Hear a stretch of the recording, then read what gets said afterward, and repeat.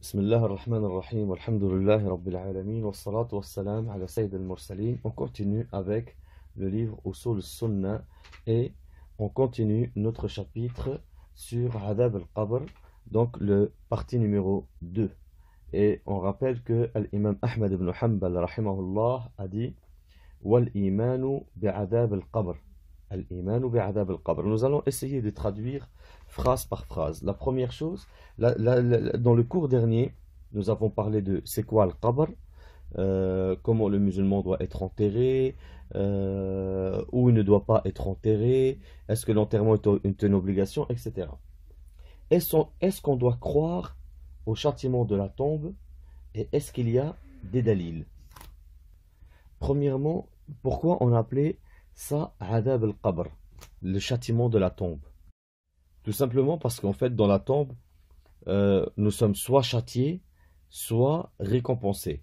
D'ailleurs, le mot Adab, le mot châtiment, Al-Adab, les ulama ont dit huwa ism lima stamarra alamuhu. C'est un nom, la souffrance de la tombe ou le châtiment de la tombe. On dit Adab pour quelque chose que son châtiment est constant. On dit par exemple les tortures de la tombe. Pourquoi? Parce que torture, c'est pas de faire un châtiment une fois, mais à répétition. Donc on appelle ça adab, c'est-à-dire ce que sa torture est constante. Et ça, vous pouvez le trouver dans un livre qui s'appelle, je veux dire ce tarif, Nuzhatul A'yin al-Nawadir fi ilm al-wujuh wal-nadha'ir. Certains ulama, ils ont dit, le mot adab, il vient de quoi? Ils ont dit asluhu al-dharb. Asluhu al-dharb. Comme il a été cité dans le livre Maqayis al-Lugha. Et il a pris comme dalil, comme quoi l'adab, ça veut dire les coups. Comme dalil, ils ont pris, Allah Azza wa Jal dit dans Surat Yasin, La in lam tantahu lanarjumannakum wa la yamassannakum minna adabun alim. Si vous ne vous arrêtez pas, on va vous lapider et vous allez être touché par nous, par un châtiment ardent. Ici, le châtiment, ça veut dire les coups. Comme les ulama ont dit, ay dharban mu'liman. C'est-à-dire des coups qui font mal. Et ça, vous pouvez le trouver dans le livre Nuzhatul A'yun wa Nawadr, comme le livre qu'on a cité tout à l'heure. Donc ça, c'est par rapport à Adab al-Qabr. Mais par rapport à An-Na'im, Na'im al-Qabr, le bienfait de la tombe, la récompense de la tombe. Le mot Na'im vient de ce qui est Al-Aïsh al-Ladid, une vie agréable, vie plaisante et apaisante. Est-ce qu'il y a des dalils dans le Coran de Adab al-Qabr? Il y a des dalils, bien sûr.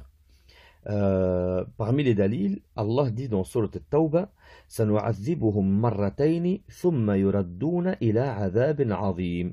Nous allons les châtier 2 fois et ensuite, par la suite, ils vont être emmenés dans un châtiment ardent, c'est-à-dire par la suite le jour du jugement. Mais quand il dit nous allons les châtier 2 fois, c'est-à-dire fait dunya déjà dans leur tombe, et après leur tombe, ils vont être emmenés dans un châtiment ardent qui est le jour du jugement en enfer. Dans Surat Ghafir, le verset numéro 45 et 46, Allah dit وَحَاقَ بِآلِ فِرْعَوْنَ سُوءُ الْعَذَابِ النَّارُ يُعْرَضُونَ عَلَيْهَا غُدُوًّا وَعَشِيًّا وَيَوْمَ تَقُومُ السَّاعَةُ أَدْخِلُوا آلَ فِرْعَوْنَ أَشَدَّ الْعَذَابِ. C'est-à-dire que Allah ici dit وَالنَّارُ يُعْرَضُونَ عَلَيْهَا غُدُوًّا وَعَشِيًّا. On les brûle, le résumé de l'explication de ces versets, ils vont être brûlés, on les emmène vers le feu, matin et soir. Et ensuite il dit, وَيَوْمَ تَقُومُ السَّاعَةِ, et le jour où l'heure viendra, c'est-à-dire le jour du jugement, Allah leur dira, ordonnera, أَدْخِلُوا آلَ فِرْعَوْنَ أَشَدَّ الْعَذَابِ. Faites rentrer Pharaon et ceux qui l'ont suivi dans le châtiment le plus ardent. Ceci prouve que le feu dans lequel ils sont matin et soir, c'est avant le jour du jugement, c'est-à-dire dans leur tombe, puisqu'il dit ils sont dans un feu matin et soir, et le jour du jugement, on dira faites-les rentrer dans le châtiment ardent. Ceci prouve que le feu qu'ils reçoivent le matin et le soir, c'est en réalité dans la tombe. Surat Taha, Allah dit dans le Coran فَإِنَّ لَهُ مَعِيشَةً ضَنْكَ وَنَحْشُرُهُ يَوْمَ الْقِيَامَةِ أَعْمَى. Allah Azza wa Jal, il parle ici de celui qui rejette les versets d'Allah. C'est-à-dire que ici, dans sourate Taha, Allah dit وَمَنْ أَعْرَضَ عَنْ ذِكْرِي فَإِنَّ لَهُ مَعِيشَةً ضَنْكًا وَنَحْشُرُهُ يَوْمَ الْقِيَامَةِ أَعْمَى. Celui qui met une empare, il empêche mon rappel, c'est-à-dire qu'il s'empêche lui-même le rappel d'Allah ou qu'il empêche les autres le rappel d'Allah, فَإِنَّ لَهُ مَعِيشَةً ضَنْكًا. Il aura une vie torturée, une vie de malheur. Beaucoup de ulama, ils ont dit al-ma'isha dhanka huwa le châtiment de la tombe. Et ensuite il dit wa nahshuruhu yawm al-qiyamati a'ma. Et le jour du jugement, on le ressuscitera aveugle. Qal rabbi lima hashartani a'ma wa qad kuntu basira. Oh Allah, yani le jour du jugement, cet homme-là qui ressuscitera aveugle alors qu'il était voyant sur terre dira oh Allah, pourquoi m'as-tu ressuscité aveugle alors que sur terre j'étais voyant? Allah lui répondra قال كذلك أتتك آياتنا فنسيتها وكذلك اليوم تنسى. Ça veut dire nos versets sont venus vers toi. ونسيتها ici, النسيان ici هو الجحود, tu les as rejetés. Et au jour d'aujourd'hui, nous te rejetons aussi. Et ceci prouve que المعيشة الضنكة, beaucoup de ulama ont dit en réalité c'est le châtiment de la tombe. Et parmi les hadiths, nous allons en citer plein.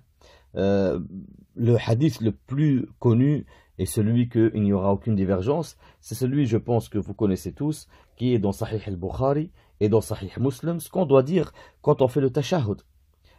Parmi les du'a qu'on doit dire quand on fait le tashahhud, que le Nabi sallallahu alayhi wa sallam nous a demandé de demander la protection contre 4 choses quand on fait le tashahhud, où il dit, quand on fait le tashahhud, Allahumma inni a'udhu bika min adhab al-qabr, وأعوذ بك من فتنة المسيح الدجال وأعوذ بك من فتنة المحيا وفتنة الممات اللهم إني أعوذ بك من المأثم والمغرم.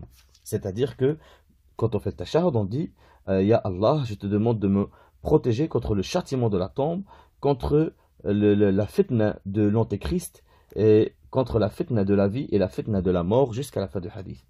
Pareil, le Nabi sallallahu alayhi wa sallam, dans un hadith aussi qui est dans Bukhari et dans Muslim, quand il était en guerre contre les kuffars et qu'il n'a pas pu faire la salat, le prophète sallallahu alayhi wa sallam a dit Mala Allahu quburahum wa buyutahum nara kama shaghaluna an as-salat al-wusta hatta ghabat ash-shams. Qu'Allah remplisse leurs tombes et leurs maisons de feu comme ils nous ont occupés sur la salat du milieu, qui était salat al-asr, jusqu'à ce que le soleil s'est couché. Et ça, c'était avant salat al-khawf, la salat de la peur. Mais ici, on voit bien que le prophète sallallahu alayhi wa sallam parle de châtiment de la tombe.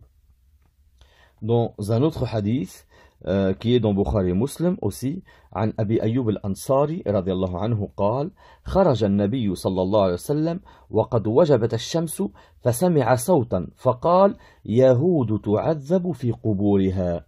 Le hadith est dans Bukhari 1309 et dans Muslim 2869. يعني النبي صلى الله عليه وسلم il est sorti خرج النبي وقد وجبت الشمس يعني سقطت الشمس c'est-à-dire vers à peu près l'heure du Maghrib. Il a dit, le prophète a entendu une voix comme des cris. Et le prophète a dit, Yahoud tu'adhabu fi quburiha, ce sont des juifs qui sont en train d'être torturés dans leur tombe. Dans un autre hadith, عن عائشة, le hadith dans Bukhari et Muslim aussi, عن عائشة رضي الله عنها أن يهودية دخلت عليها فذكرت عذاب القبر فقالت لها أعاذك الله من عذاب القبر. فسألت عائشة رسول الله صلى الله عليه وسلم عن عذاب القبر فقال نعم عذاب القبر حق. قالت عائشة رضي الله عنها وعن أبيها فما رأيت رسول الله صلى الله عليه وسلم بعد صلى صلاة إلا تعوذ من عذاب القبر. يعني une juive elle est rentrée vers le prophète vers Aïcha رضي الله عنها et elle a cité le châtiment de la tombe. Et le prophète sallallahu alayhi wa sallam a dit, quand le prophète est rentré, Aïcha, elle lui a raconté ceci. Elle lui a dit, Ya Rasulallah, une femme juive est venue chez moi et elle m'a parlé comme quoi il y avait des châtiments dans la tombe. Est-ce que c'est vrai? Le prophète sallallahu alayhi wa sallam lui a dit, Na'am, adhabul qabri haq. Oui, le châtiment de la tombe est réalité, est vérité, est vérité. Et Aïcha, elle dit, Je n'ai jamais vu le prophète sallallahu alayhi wa sallam après ça, dans toutes ses salats, à chaque fois qu'il faisait tashahhud, il demandait, à Allah de le préserver contre le châtiment de la tombe. Dans un autre hadith, عن أنس بن مالك رضي الله عنه أن النبي صلى الله عليه وسلم قال لولا ألا تدافنوا لدعوت الله أن يسمعكم من عذاب القبر. رواه مسلم. Si le prophète صلى الله عليه وسلم a dit, si vous ne enterriez pas, j'aurais demandé à Allah qu'il vous fasse écouter de ce qu'il me fait écouter des châtiments de la tombe. Dans un autre hadith rapporté par Ahmed et qui a été authentifié par Cheikh Shu'aib al-Arnaout, عن أنس بن مالك رضي الله عنه قال أخبرني بعض من لا أتهمه من أصحاب النبي صلى الله عليه وسلم أنه قال بينما رسول الله صلى الله عليه وسلم وبلال يمشيان بالبقيع فقال رسول الله صلى الله عليه وسلم يا بلال هل تسمع ما أسمع؟ قال لا والله يا رسول الله ما أسمعه. قال ألا تسمع أهل هذه القبور يعذبون يعني قبور الجاهلية. يعني النبي صلى الله عليه وسلم il était avec Bilal et Bilal il n'entendait rien et le Nabi sallallahu alayhi wa sallam il dit oh Bilal, n'entends-tu pas ce que j'entends? Bilal radiallahu anhu lui dit non ya Rasulallah, je n'entends rien. Et le prophète Muhammad sallallahu alayhi wa sallam lui dit n'entends-tu pas les châtiments de ces tombes, de ces gens dans les tombes en train de se faire torturer? Yani les tombes des gens de la jahiliya, de l'époque de l'ignorance. Et ceci prouve que le prophète entendait les châtiments de la tombe, et puisqu'il les entendait, c'est qu'il y avait des châtiments de la tombe justement, et tous ces hadiths-là sont authentiques, parmi eux encore plein de hadiths qui sont authentiques qu'on va citer bi'idhnallah, aussi bien dans les châtiments de la tombe que dans la récompense dans les tombes. Mais il faut savoir que le châtiment de la tombe, les ulama l'ont divisé en deux. Ils ont appelé al-adab al-mustamir ou al-adab al-munqati', yani le châtiment constant qui ne s'arrêtera jamais et un châtiment qui finit par s'arrêter. Le châtiment constant, il est pour les kuffars, pour les mécréants, jusqu'au jour du jugement, et au jour du jugement, les kuffars, ils iront en enfer. Ce qui prouve que les châtiments constants dans la tombe qui ne s'arrêtent pas, des châtiments jusqu'au jour du jugement.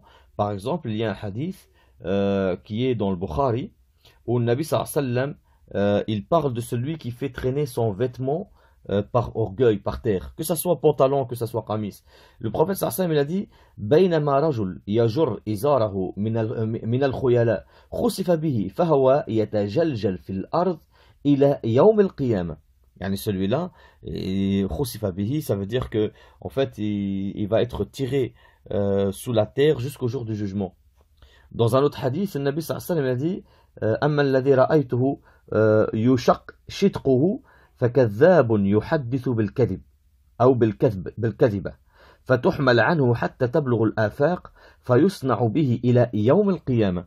Ça veut dire que le menteur, celui qui ment et que son mensonge atteint des sommets, il a dit celui-là il va être châtié entre parenthèses par son mensonge jusqu'au jour du jugement. Donc il y a des châtiments qui durent dans la tombe jusqu'au jour du jugement. Mais al-adab al-munqati', le châtiment qui s'arrête même dans la tombe, c'est-à-dire qu'il subit un châtiment ou des châtiments par rapport à certains péchés qu'il a fait, ensuite le châtiment s'arrête. Et là il aura le na'im, c'est-à-dire il aura la récompense de ce qu'il a fait dans sa vie en tant que musulman, etc., dans sa tombe.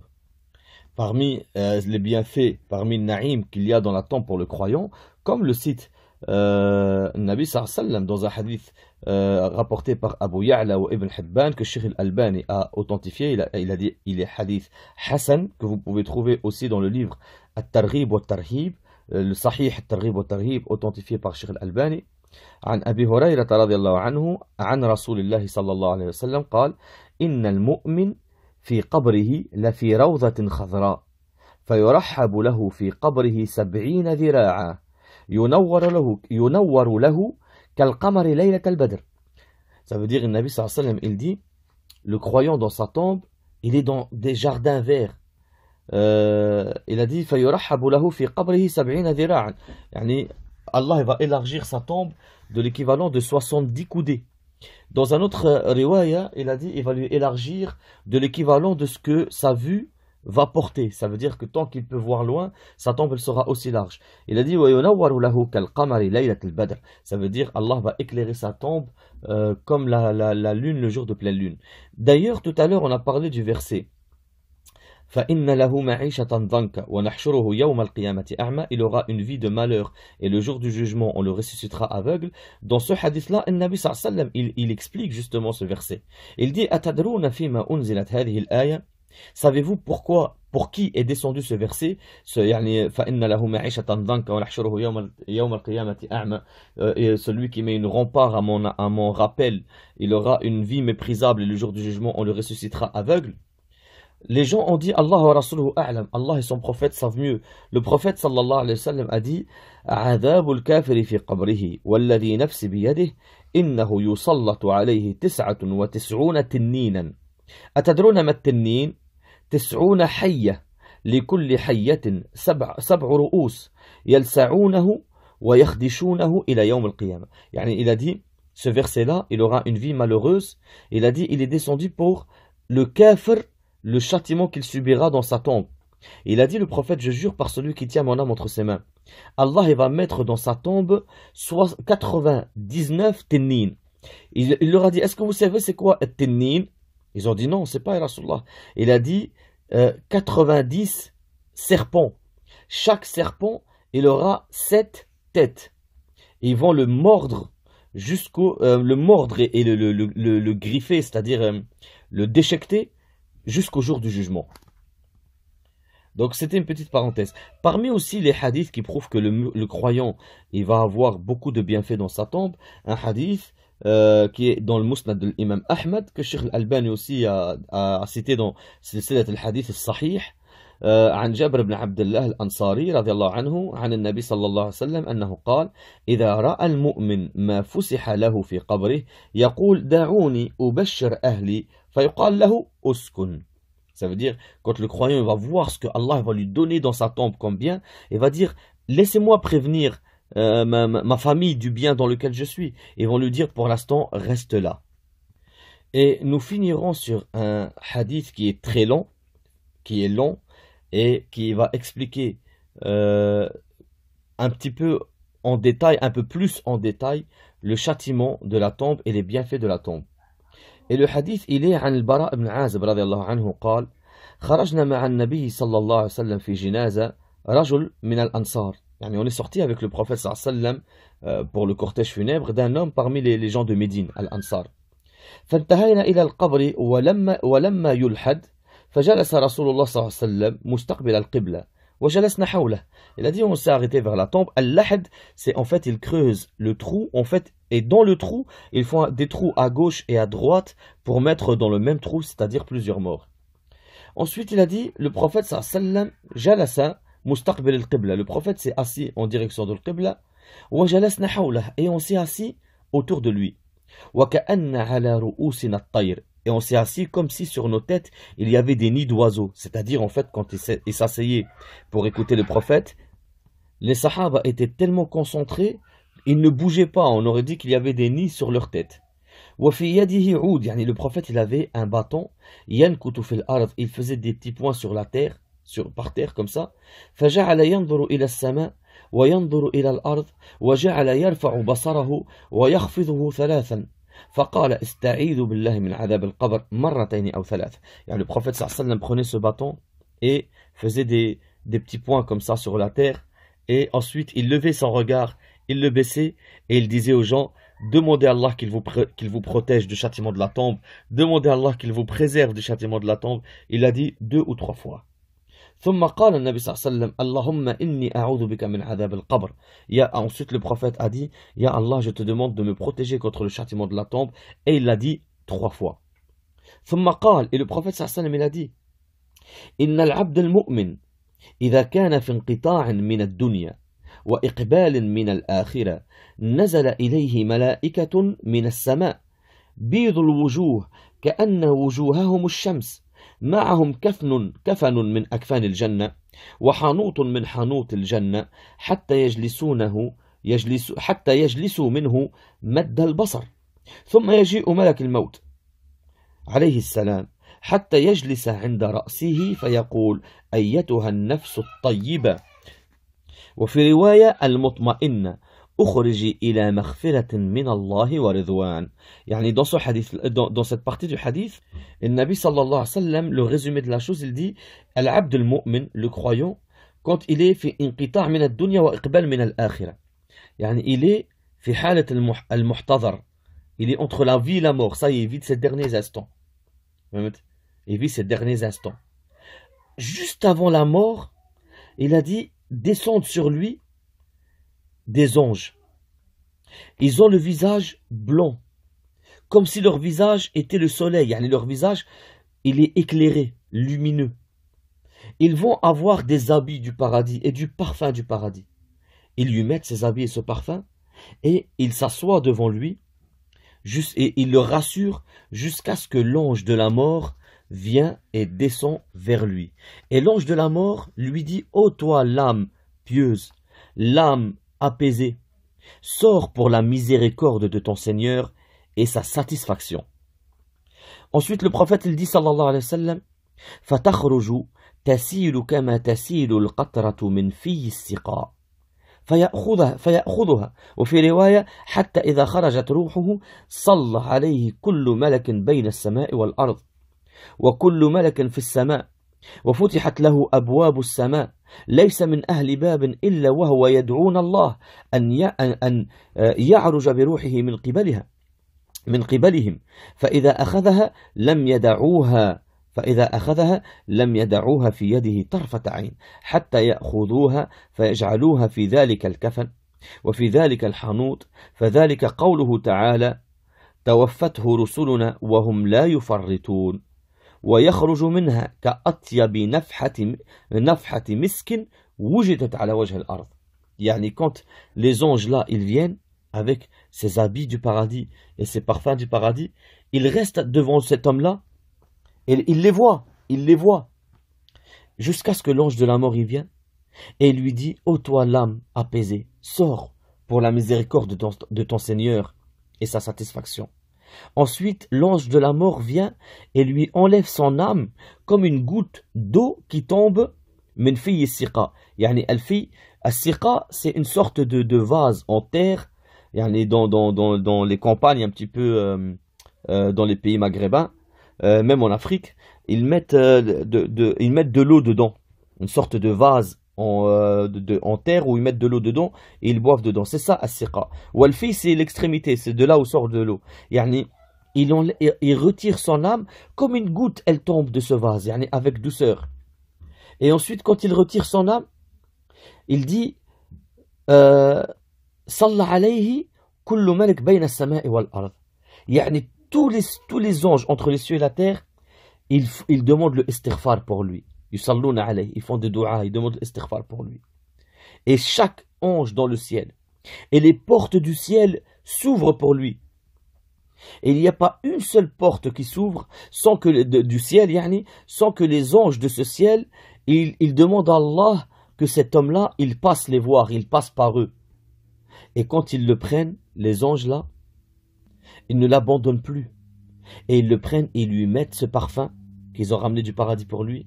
Et ils lui mettent ces habits qu'ils ont ramenés du paradis pour lui.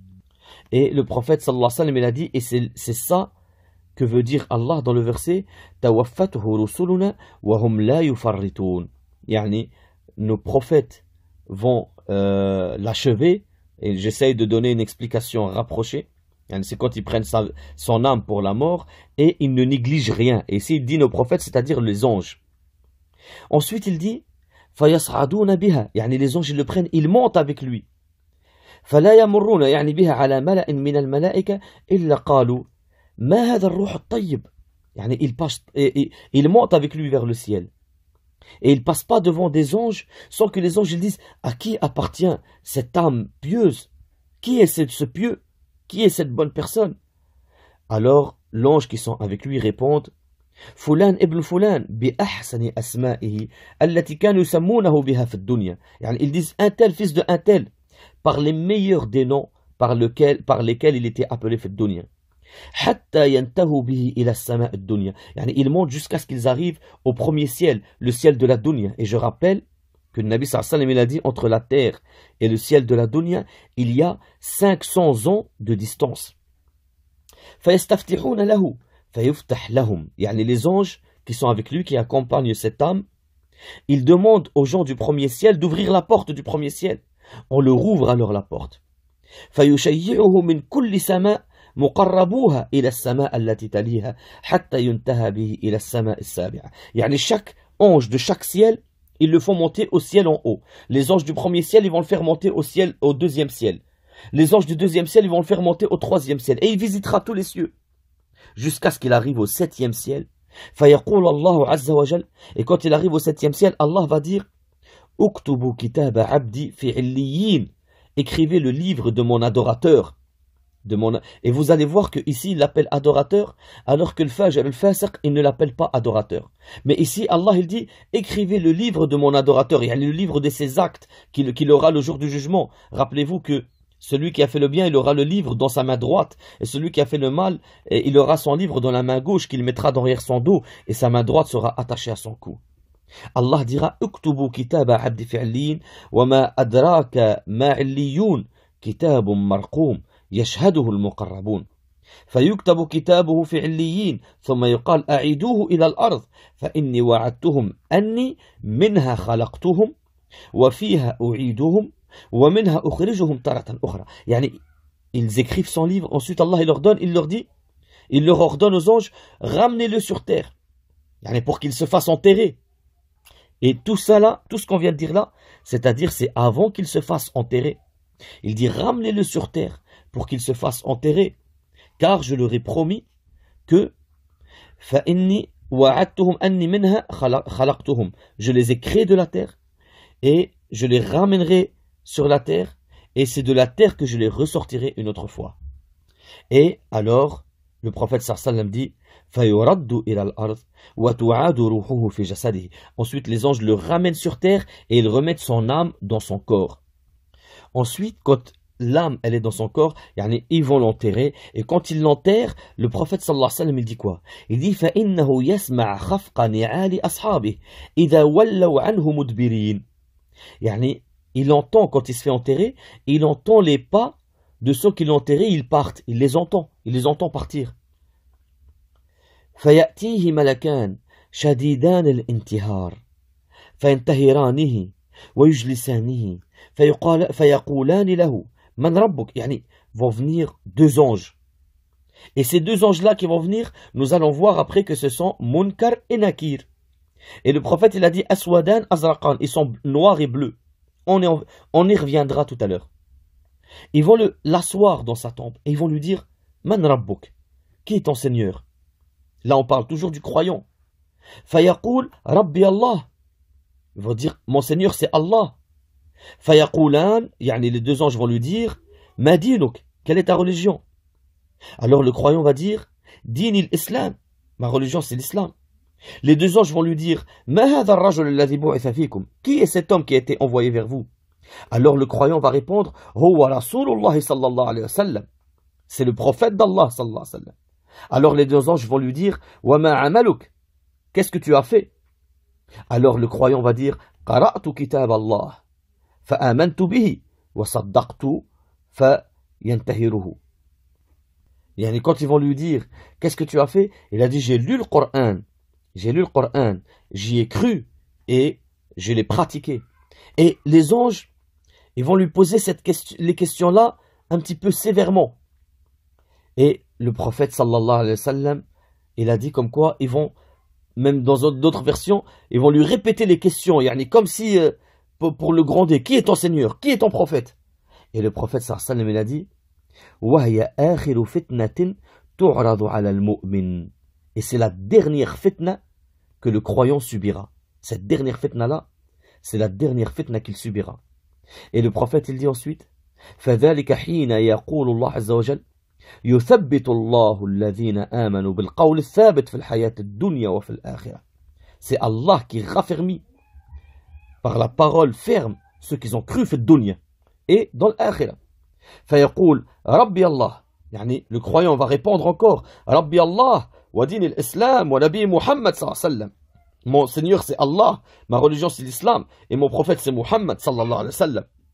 Et quand il va rester ferme dans sa religion, le prophète dit ensuite, فَيُنَادِي مُنَادٍ فِي السَّمَاءِ أَنْ صَدَقَ عَبْدِي فَأَفْرِشُوهُ مِنَ الْجَنَّةِ وَأَلْبِسُوهُ مِنَ الْجَنَّةِ وَافْتَحُوا لَهُ بَابًا إِلَى الْجَنَّةِ قال فيأتيه من روحها وطيبها ويفسح له في قبره مد بصره. Yani, une fois qu'il est resté ferme dans sa religion, il va entendre une voix qui va dire, si yani, mon adorateur a dit vrai, yani, donnez-lui du paradis, habillez-le avec les habits du paradis, ouvrez-lui une porte du paradis, et il aura yani, les choses du paradis qui vont descendre dans sa tombe. Et on verra plus tard que qu'est-ce qu'il veut dire par ouvrez-lui la porte du paradis, c'est que Allah dans ta tombe, il va te dire, si comme tu m'as obéi, il va t'ouvrir une porte sur ta droite. Il va te dire, regarde l'endroit qui t'attend au paradis. Et là, tu vas être pressé que ça soit le jour du jugement pour y entrer. Et il va te dire, si tu m'avais désobéi, et il va t'ouvrir une porte sur ta gauche, il va te dire, regarde l'endroit qui t'avait attendu. Et là, tu vas voir l'enfer et tu vas remercier Allah encore plus qu'il t'a permis de l'adorer quand tu verras le châtiment que Allah t'a épargné. Ensuite, le Nabi sallallahu alayhi wa sallam, il dit, وَيَأْتِهِ أي في رواية الذي يمثل له رجل حسن الوجه. يعني il va voir un homme qui va venir très beau, حسن الثياب, habillé d'une manière magnifique, طيب الريح, ils sont très très bons. فيقول أبشر بالذي يسرك, أبشر برضوان من الله وجنات فيها نعيم مقيم, هذا يومك الذي كنت توعد. يعني cet homme-là qui est très beau, il va lui dire, réjouis-toi du bien que tu es dedans maintenant. Réjouis-toi de la satisfaction, de la miséricorde d'Allah envers toi. Réjouis-toi d'un paradis qui aura des délices que tu peux même pas imaginer. Et éternel. C'est ça le jour qu'on t'avait promis. Yani, Allah, au jour d'aujourd'hui, dans le Coran, nous voyons que celui qui lui obéit, il a quoi comme récompense, et celui qui lui désobéit, il a quoi comme châtiment. Et alors le croyant va lui répondre, وَأَنْتَ فَبَشَّرَكَ اللَّهُ بِخَيْرٍ مَنْ أَنْتَ. Il va lui dire, et toi aussi, que Allah t'annonce la bonne nouvelle, qui tu es. فَوَجْهُكَ الْوَجْهُ يَجِئُ بِالْخَيْرِ. Il a dit, ton visage est tellement beau, c'est un visage qui peut que être annonciateur de bien. Alors le visage là, cet homme-là très très beau va lui dire, أَنَا عَمَلُكَ الصَّالِحِ, je suis tes bons actes. فَوَاللَّهِ مَا عَلِمْتُكَ إِلَّا كُنْتَ سَرِيعًا فِي طَاعَةِ اللَّهِ بَطِيئًا فِي مَعْصِيَةِ اللَّهِ. Il a dit, Wallah, je ne t'ai connu que tu te presses pour l'adoration d'Allah. Et tu ralentis, tu ne te presses pas pour le péché d'Allah, pour transgresser Allah. فَجَزَاكَ اللَّهُ خَيْرًا. Ça veut dire, tes actes, ils vont te dire, جَزَاكَ اللَّهُ خَيْرًا, qu'Allah te récompense le bien.